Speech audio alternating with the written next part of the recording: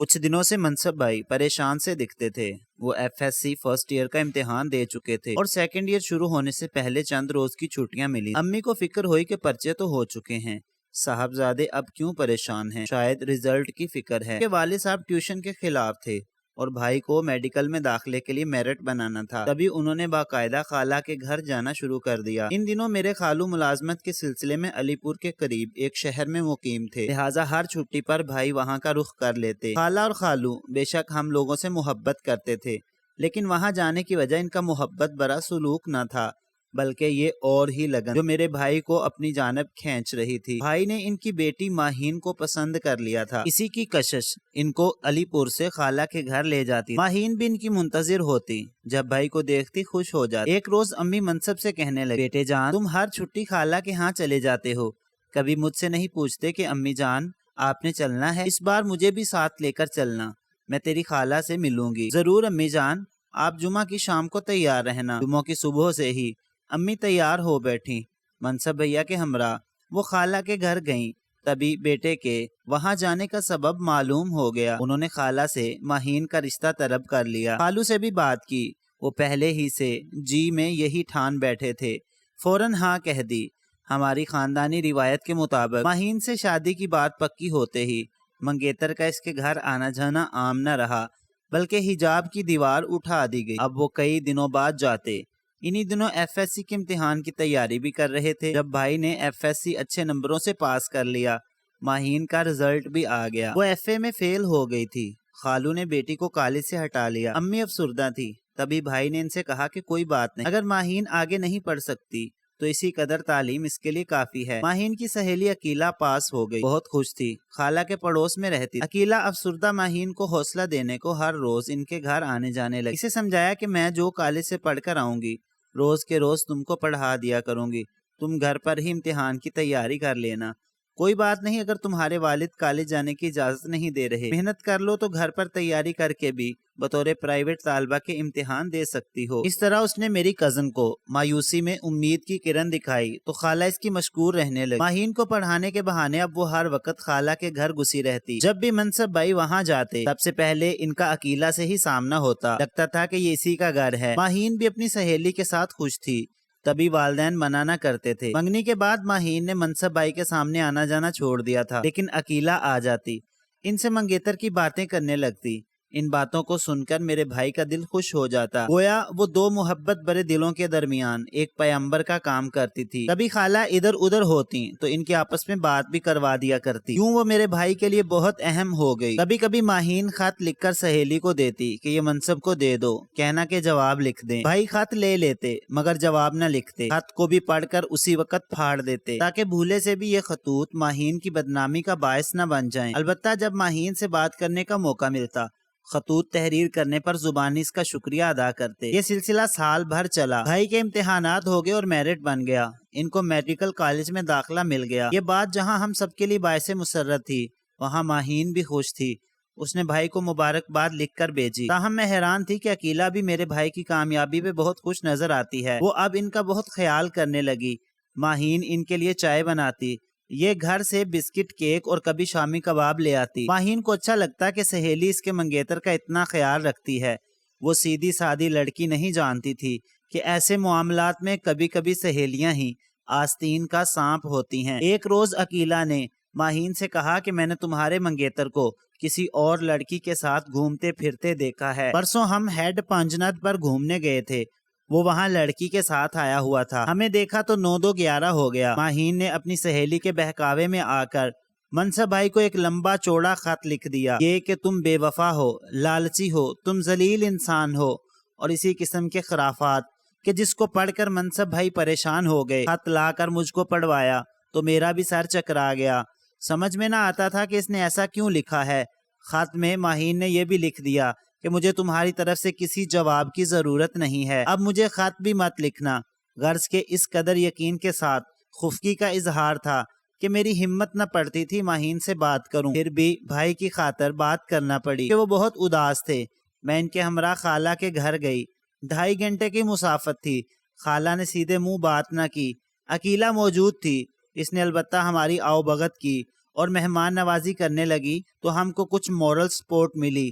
لگا کہ اب ہر بات کے لیے اسی خوش اخلاق لڑکی کا محتاج ہونا پڑے گا جو روز اول سے ماہین کی رازداں تھی۔ میں نے اس سے بات کی، بولی اگر ماہین خود منصب سے بات کر لے تو وہ معاملہ سلجھ سکتا ہے، آمنے سامنے بات کرنے سے غلط فہمی دور ہو جائے گی، مگر وہ نہیں مان رہی ہے۔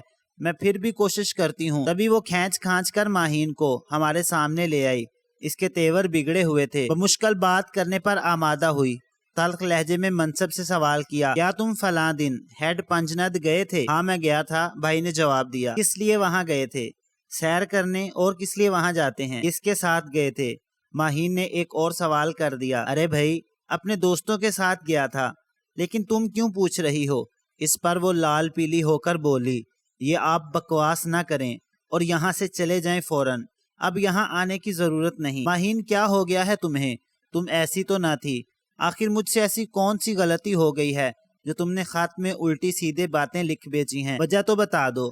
اس نے وجہ نہ بتائی، بولی میں نے تم سے شادی نہیں کرنی، مجھے بھول جاؤ، ہماری منگنی ہو چکی ہے۔ بھلا کوئی اپنے منگیتر کو چھوڑتا ہے؟ بھائی کا یہ کہنا تھا کہ وہ غصے میں بپھر گئی، سختی سے جواب دیا، میری مرضی، نہیں کرتی تم سے شادی، کوئی زبردستی ہے؟ تب میں نے مداخلت کی، ماہین آخر کیوں منع کر رہی ہو تم شادی سے؟ فیصلہ بدلنے کی کوئی وجہ تو ہوگی، وجہ بتاؤ۔ وجہ بتانا ضروری نہیں ہے، شادی تمہارے بھائی سے نہیں کرنی تو نہیں کرنی۔ مجھے بھی غصہ آ گیا، ماہین تمہیں یہ شادی کرنی ہوگی، ہم نے منگنی دھوم دھام سے کی تھی اور اب یہ ہماری عزت کا سوال ہے۔ میری بات سن کر وہ اس قدر جذباتی ہو گئی کہ کلام پاک پر قسم کھا لی کہ اب منصب سے ہرگز شادی نہ کروں گی۔ اس کی اس حرکت پر ہم بہن بھائیوں کے قدموں تلے سے زمین نکل گئی۔ میں تو سر سے پاؤں تک کانپ گئی تھی۔ میں نے بھائی سے کہا کہ اب لوٹ چلیں، لیکن خالہ اور عقیلہ نے جانے نہ دیا۔ خالہ بولی، اب آ گئے ہو تو کھانا کھا کر جانا، اس بڑی دوپہر میں کیسے جاؤ گے؟ ہم نے تھوڑا سا کھانا زہر مار کھایا، بھلا کھانے کا کس کو جی کر رہا تھا؟ ہمارے دل رو رہے تھے، کیونکہ میں جانتی تھی کہ میرا ویر اپنی اس خالہ زاد کو کس قدر چاہتا ہے۔ اس کے لیے اس رشتے کو توڑنا محال تھا۔ میں نے شام تک اسے منانے کی کوشش کی، لیکن وہ موم نہ ہوئی۔ تبھی اندازہ ہو گیا کہ اس بیوقوف کو کسی نے منصب بھائی کے بارے میں بہکایا ہے اور یہ اس بدخواہ پر بھروسہ کر بیٹھی ہے، جبکہ اپنوں پر بھروسہ ہی نہیں رہا ہے۔ ہم ٹوٹے ہوئے دل سے لوٹ کر آ گئے، امی کو احوال بتایا۔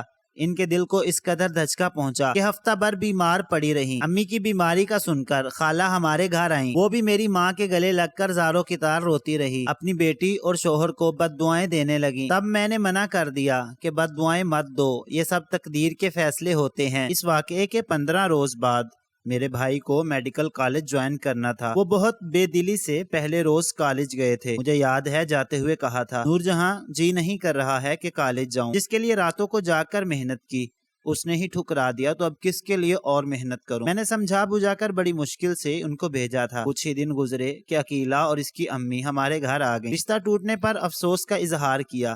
اس کے بعد انہوں نے ہمارے گھر کی راہ ہی دیکھ لی، آنا جانا شروع ہو گیا، خاص طور پر جب بھائی کی چھٹی ہوتی یا وہ گھر ہوتے یہ بھی آ جاتا۔ عقیلہ کی امی میری امی کی دلجوئی کر، جبکہ عقیلہ امی جان کا گھر کے کاموں میں ہاتھ بٹانے لگا۔ غرض ہر لحاظ سے وہ اچھی اور با اخلاق نظر آتی۔ عقیلہ خوش شکل لڑکی تھی، وہ بہت سمجھدار بھی تھی، لباس عمدہ اور سلیقے کا پہنتی تھی اور بات کرنے کا انداز دل کو لبھانے والا ہوتا۔ یوں بہت جلد اس نے ہمارے دلوں میں گھر کر لیا۔ ایک دن منصب بھائی لانچ میں بیٹھے ٹی وی دیکھ رہے تھے۔ عقیلہ میرے کمرے میں آئی، آتے ہی سلام کیا۔ میں نے احوال پوچھا، اس نے مسکرا کر جواب دیا، اللہ تعالیٰ کے کرم سے سب خیریت ہے۔ میں نے ماہین کے بارے میں پوچھا، کہنے لگی میں نے تو اس کو کافی سمجھایا، اب بھی وجہ پوچھتی آئی ہوں کہ منگنی کیوں ختم کرائی۔ منصب تو بہت اچھے آدمی ہیں۔ اس پر کہنے لگی کہ میں اب بہت خوش ہوں، مجھے منصب کی یاد نہ آتی ہے اور نہ آئے گی۔ وہ غلط انسان ہے اور میں اس کو پسند نہیں کرتی، آئندہ میرے سامنے اس کا ذکر بھی مت کرنا۔ یہ باتیں سن کر میرے دل میں اس کے لیے جو محبت باقی تھی وہ بھی جاتی رہی۔ امی جان نے ایک دن مجھے کہا، عقیلہ کیسی ہے؟ مجھے تو پسند ہے، بھائی جان سے اور پوچھ لیں۔ ہاں پوچھ لیتی ہوں، مجھے اس میں کوئی نقص نظر نہیں آتا، البتہ خوبیاں دکھائی دیتی ہیں۔ اس کو بہو بنانے کا سوچ رہی ہوں۔ میں بھی اپنے بھائی کو خوش دیکھنا چاہتی، کوئی ایسی لڑکی بھابھی کے روپ میں لانا چاہتی تھی جس میں میرے بھائی کے ٹوٹے ہوئے دل کو جوڑنے کی صلاحیت ہو۔ کسی انجانی لڑکی سے عقیلہ مجھ کو بہتر نظر آئی۔ جس سے ہم لوگ کافی مانوس بھی ہو گئے تھے۔ تاہم ایسا محسوس ہوتا تھا کہ عقیلہ کے دھیان میں منصب کے بارے میں ایسا کوئی خواب نہیں ہے، کیونکہ وہ بڑے کھلے دل میرے بھائی کو بھائی بھائی کہتے نہ تھکتی تھی، یوں ظاہر کرتی جیسے اس کو اندازہ نہ ہو کہ ہم اس کو اپنے گھر کی بہو بنانے کا سوچ رہے ہیں۔ امی نے بیٹے سے پوچھا تو انہوں نے جواب دیا کہ ماہین کے بعد سب ہی لڑکیاں اب تو میرے لیے ایک جیسی ہیں، آپ جس کو بھی پسند کر لیں گی مجھے قبول ہوگی۔ کافی سوچ بچار کے بعد امی جان نے عقیلہ کا انتخاب کر لیا۔ منگنی توڑنے کے اعلان کے بعد خالو جان سے امی اور ابو بہت خفا تھے، تبھی ہم لوگ ان کے گھر نہیں جاتے تھے۔ ہمیں نہیں معلوم تھا کہ ان دنوں وہ کس حال میں ہیں۔ جو خبریں ہم کو عقیلہ اور اس کی والدہ کی معرفت سے ملتی تھیں ان پر یقین کر لیا کرتی تھی۔ عقیلہ سے میرے بھائی کا رشتہ پکا ہو گیا۔ وہ دن بھی آ گیا جب شادی کے کارڈ چھپ گئے۔ جب کارڈ عقیلہ کی ماں کی جانب سے خالہ اور خالو کو ملے تو وہ حیران رہ گئے کہ یہ کیا ہو گیا اور کیسے ہو گیا۔ اب ماہین کے ذہن میں یہ بات آئی کہ مجھ کو منصب کے ساتھ شادی سے منع کرنے والی خود اس کے ساتھ کیسے شادی کر رہی ہے؟ اگر وہ برا تھا تو میری سہیلی اور اس کی ماں نے اس کو کیسے قبول کر لیا؟ وہ سمجھ گئی کہ اس کی سہیلی نے اس کے ساتھ بڑی گہری چال چلی تھی۔ یہ باور کروا کر کہ منصب اکثر پنجند میں ریسٹ ہاؤس بک کراتا ہے اور اپنی ایک دوست لڑکی کے ساتھ وہاں 2 اور کبھی 3 دن بھی گزارتا ہے۔ نہ جانے کیا کچھ عقیلہ اس کو من گڑت کہانیاں سنایا کرتی تھی، مگر قسمیں دے کر سختی سے منع بھی کرتی تھی کہ میرا نام نہیں لینا، کہ میں منصب کی بے راہ روی سے متعلق راز تم کو بتاتی ہوں، ورنہ بات کھلے گی تو میرا نام بھی ظاہر ہوگا۔ میرے والدین مجھ کو بہت ڈانٹ ٹپٹ کریں گے، تمہارے گھر آنے اور تم سے ملنے کو بھی پابندی لگا دیں گے اور ہماری دوستی ختم کرا دیں گے۔ ماہین عقیلہ سے محبت کرتی تھی، لہٰذا اس نے آخری وقت تک عقیلہ کا نام نہ لیا اور اس اندھے اعتماد کی وجہ سے اپنی محبت گوا بیٹھی۔ جب اصل معاملہ سمجھ میں آیا، پانی پلو سے گزر چکا تھا، اس نے رو رو کر ماں کو بتایا کہ یہ عقیلہ ہی تھی جس نے منصب کو اس کی نظروں میں برا بنایا۔ وہ برا نہ تھا، یہی بد نیت دراصل مجھ کو اس سے دور کر کے خود منصب سے شادی کرنا چاہتی تھی۔ اس نے ایسی چالیں چلیں کہ میرا دل اس کی طرف سے اور اس کا دل میری طرف سے پھیر دیا۔ میرے ذہن میں غلط فہمیاں بھر دیں۔ بیٹی اب پچھتائے کیا ہوت جب چڑیاں چگ گئی کھیت۔ جب میں نے تمہیں سمجھایا کہ کسی کی بات کا اعتبار نہ کرو، منصب ایسا ویسا نہیں ہے، تو تم کہتی تھی کہ کیا بات کرتی ہیں، سبھی لڑکے ایسے ہی ہوتے ہیں، نگاہیں بدلتے ان کو دیر نہیں لگتی۔ تب میں تمہاری نادانی پر روتی تھی، اب تم اپنی نادانی پر روتی ہو۔ اس وقت تم ہی نے اپنے والد کے کان منصب کے خلاف بھرے تھے، تو اب کیوں روتی ہو؟ جب خالہ روتی آئیں، اس وقت تک بھائی کا نکاح عقیلہ سے ہو چکا تھا۔ وہ امی سے محبت کرتی تھیں، لہٰذا ان کی خوشی برباد کرنے کی بجائے خاموشی سے بنا کچھ کہے لوٹ گئیں۔ انہوں نے یہی سوچا کہ نکاح ہو گیا ہے اور کل رخصتی ہے، اب بہن اور بھانجے کی خوشی کے موقع پر رنگ میں بھنگ ڈال کر بھی کیا ملے گا۔ آج بھائی اور بھابھی عقیلہ اچھی زندگی بسر کر رہے ہیں۔ بھائی ایک سرکاری اسپتال میں ڈاکٹر ہے، بنگلہ، اچھی گاڑی، نوکر چاکر اور اعلیٰ معیار زندگی ہے۔ خدا کا شکر ہے کہ بچے بھی ہو گئے ہیں، اللہ کا دیا سبھی کچھ ہے۔ جبکہ بے وقوف ماہین کو اپنی بے وقوفی کی سزا ملی۔ اس نے منصب کی شادی کے بعد ایک دن بھی خوشی کا نہ دیکھا، یہاں تک کہ خالو جان فوت ہو گئے۔ وفات سے 1 ماہ قبل خالہ نے ماہین کی شادی اپنے بھتیجے سے کر دی تھی، جو ان دنوں FA کا طالب علم تھا۔ وہ نالائق لڑکا FA بھی مکمل نہ کر سکا، میٹرک پاس رہ گیا، اس کو کہیں ڈنگ کی نوکری نہ ملی، یہاں تک کہ خالو جان اس جہان سے چل بسے۔ آج کل ماہین کا شوہر ایک محکمے میں پیون لگا ہوا ہے، جبکہ بھائی اور بھابھی کے بچے اعلیٰ اسکولوں میں تعلیم حاصل کر رہے ہیں۔ افسوس کہ ماہین کے بچوں کو سرکاری اسکول تک میسر نہیں ہے۔ تو یہ ہے اپنی اپنی قسمت، مگر انسان کی عقل کا بھی اس کی زندگی بنانے میں بڑا عمل دخل ہے، اس بات کو نظر انداز نہیں کیا جا سکتا۔ میں تو یہی سمجھتی ہوں کہ اول تو انسان کو کسی پر اتنا زیادہ بھروسہ نہ کرنا چاہیے، مزید یہ کہ اپنی عقل سے بھی کام لینا چاہیے، ورنہ ماہین ایسا حال تو ہوتا ہی ہے۔ تو پیارے دوستو، کیسی لگی آپ کو یہ اخلاقی مورل اور سبق آموز سٹوری؟ ہمیں کامنٹ کر کے ضرور بتائیں کہ اس کہانی میں غلطی کس کی ہے۔ مزید اس طرح کی کہانیاں روزانہ سننے کے لیے ہمارے چینل اسرار اردو سٹوریز کو ضرور سبسکرائب کریں۔ شکریہ۔